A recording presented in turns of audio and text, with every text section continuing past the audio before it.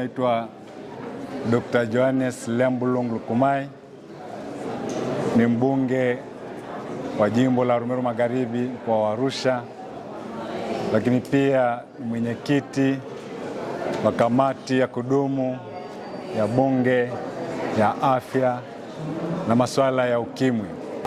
Tuko hospitali ya taifa ya Muhimbili tukitimiza taratibu za bunge na tumetembelea kwa ujumla hospitali ya Muhimbili. Kwanza kabisa nilipata nafasi ya kuongea na wananchi wa wagonjwa, na wamekiri huduma ni nzuri sana katika hospitali hii. Wamekiri kwamba wale ambao hawana uwezo wanapata huduma bila malipo, lakini pia wamekiri kwamba watumishi wa hospitali hii wanatoa huduma nzuri sana, hasa mitambo mikubwa ambayo imewekezwa na serikali ya Dr. Samia Suluhu Hassan, mitambo ya kisasa.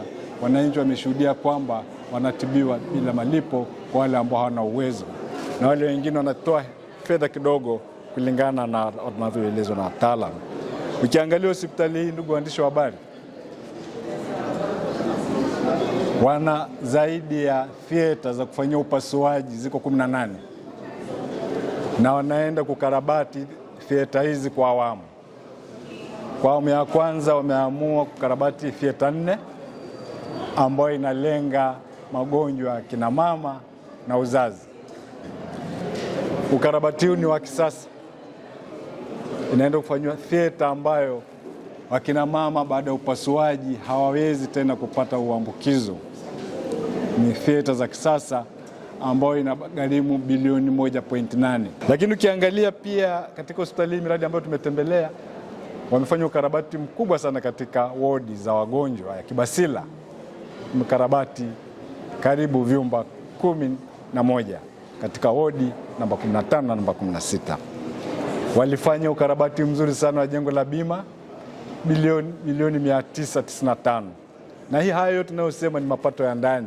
Ukiangalia mradi uliokuja kukagua, wanaita Intramural Private Practice of Muhimbili National Hospital. Ni jengo kubwa la ghorofa 4 la kwenda kubadilisha mazingira yote ya hospitali hii. Imefikia 18%. Jengo hilo mpaka likamilike litachukua zaidi ya milioni 60.